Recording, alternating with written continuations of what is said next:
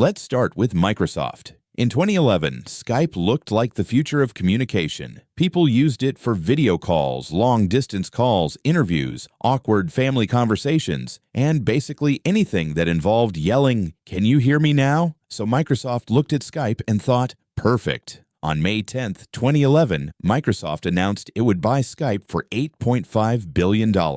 It was the biggest acquisition in Microsoft's history. Skype had a famous brand, around 170 million active users, and one of those rare internet names that normal people actually recognized. But Skype was not exactly a money machine. It was losing money. The technology was messy. Microsoft rushed to integrate it, but the code was complicated, servers lagged, and calls dropped. Meanwhile, Apple pushed FaceTime, Google pushed Hangouts, and WhatsApp exploded on mobile. Then Microsoft Teams started growing inside Microsoft itself. By 2017, Teams had absorbed Skype for Business. By 2021, consumer Skype was fading further from relevance. Microsoft paid $8.5 billion for a communication platform, then slowly replaced it with another communication platform it built itself, 20th Century Fox and Star Wars. In 1976, Fox had a strange little science fiction movie on its hands. It had space battles, robots, a farm boy, a villain in a black helmet, and something executives apparently did not see as a giant money-printing machine. George Lucas was renegotiating his deal for the film.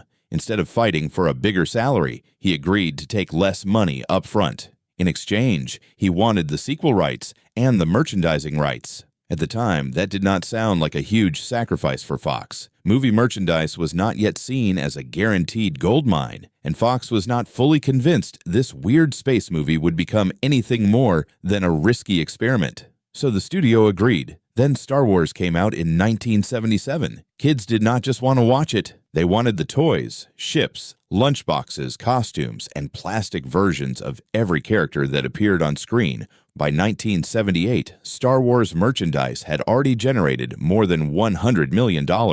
Fox helped release one of the biggest franchises in movie history, but the rights that turned it into an empire had already been traded away. Next, Atari and Nintendo. In 1983, Atari was still one of the biggest names in video games. Nintendo had a new console in Japan called the Famicom, which would later become the Nintendo Entertainment System. Nintendo wanted a strong American partner, and Atari looked like the obvious choice. On June 1, 1983, executives from Atari and Nintendo met to finalize a distribution deal. Atari would help sell Nintendo's console in America, and both companies would share the profits. For Atari, this could have been a way to stay attached to the future of gaming. The deal was almost done. Then everything got messy over Donkey Kong. Atari believed Nintendo had allowed another company to show Donkey Kong on a competing computer system. Nintendo argued it had not broken the agreement. Confusion turned into frustration, and frustration turned into silence. While the companies argued, the American video game market started collapsing. By late 1983, the deal was dead. Atari was hit hard by the crash.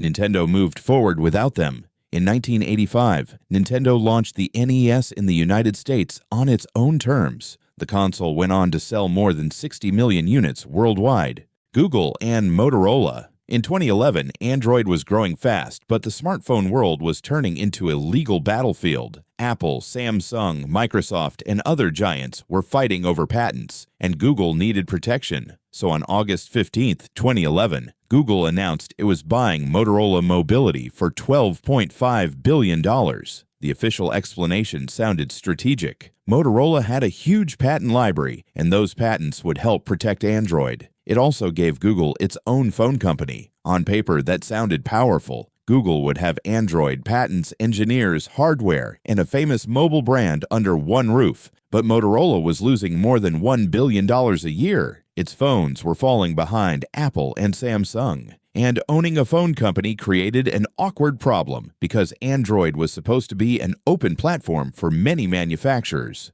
Google was now both the referee and one of the players. Google tried to fix Motorola with phones like the Moto X and Moto G, but margins stayed thin and competition stayed brutal. In January 2014, Google sold Motorola Mobility to Lenovo for $2.9 billion.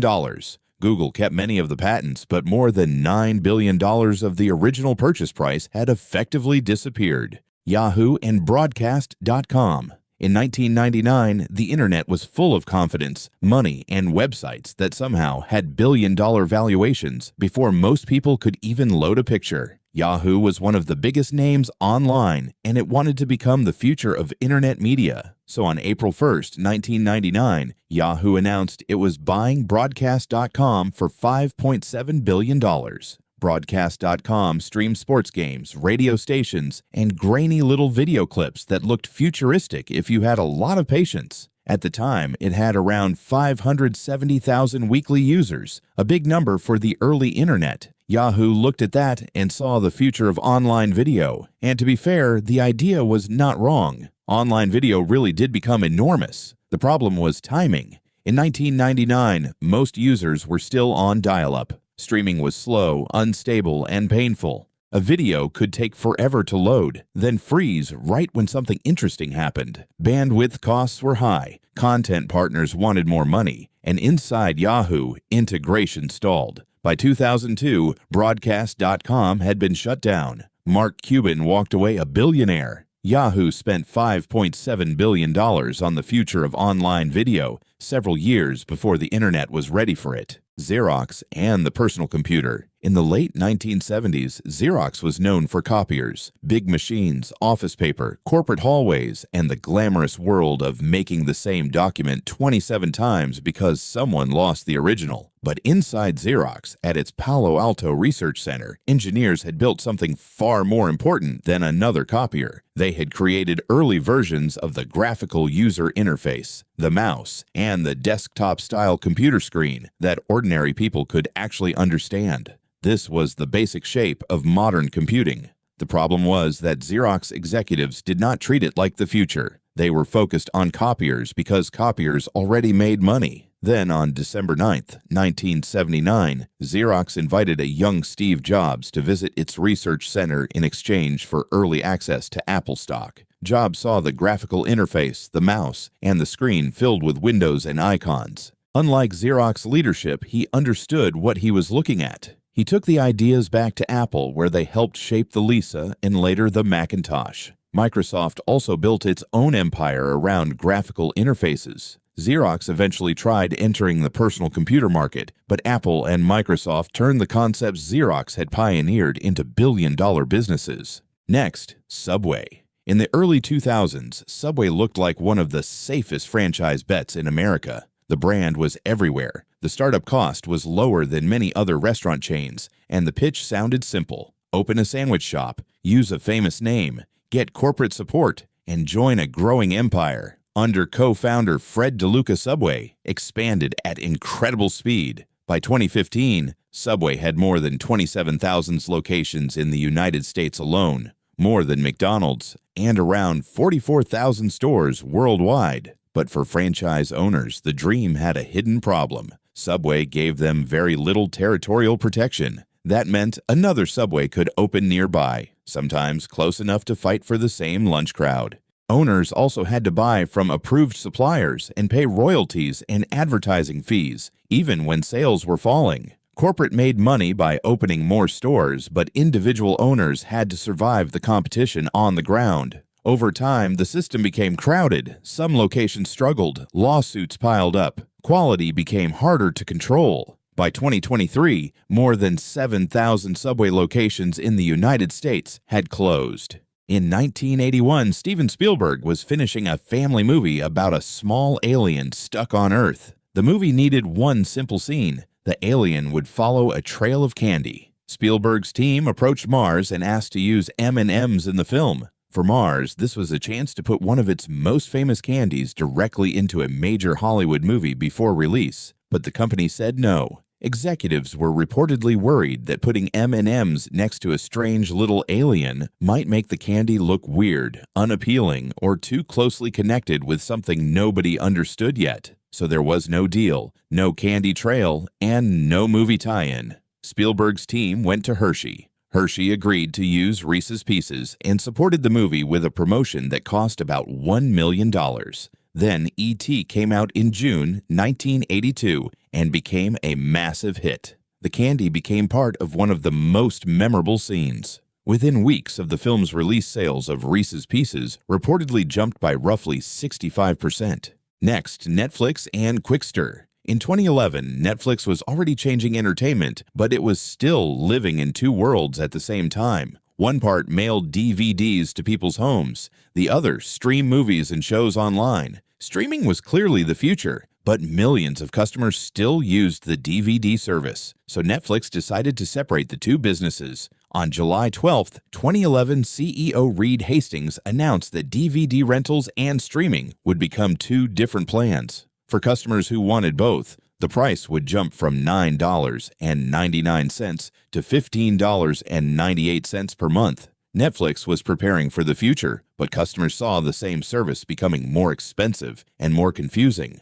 Then Netflix made it worse. 2 months later, the company announced that the DVD business would become a separate service called Qwikster, with its own website, login, and queue. So if a customer wanted DVDs and streaming, they would deal with two Netflixes, except one of them was not even called Netflix anymore. The backlash was immediate. By the end of 2011, Netflix had lost around 800,000 subscribers. Its stock price fell nearly 75% from its peak. Hastings publicly apologized and canceled Qwikster within weeks. Finally, Sony and Spider-Man. In 1999, Marvel was not the giant entertainment machine people know today. The company had been through bankruptcy, needed cash, and was selling movie rights to some of its biggest characters. Sony Pictures bought the film rights to Spider-Man for about $7 million.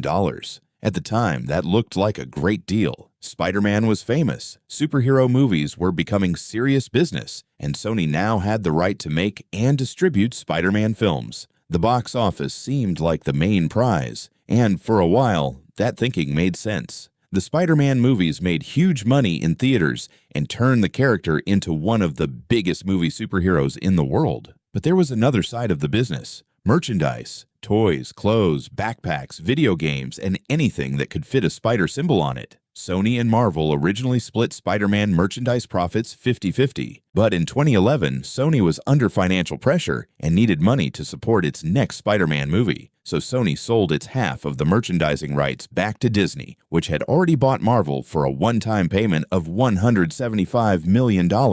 That gave Disney full control of Spider-Man merchandise. By the late 2000s, Spider-Man was already generating more than $1 billion a year in retail sales. Sony kept making the movies and collecting box office revenue, while Disney collected money from toys, clothing, and other Spider-Man products.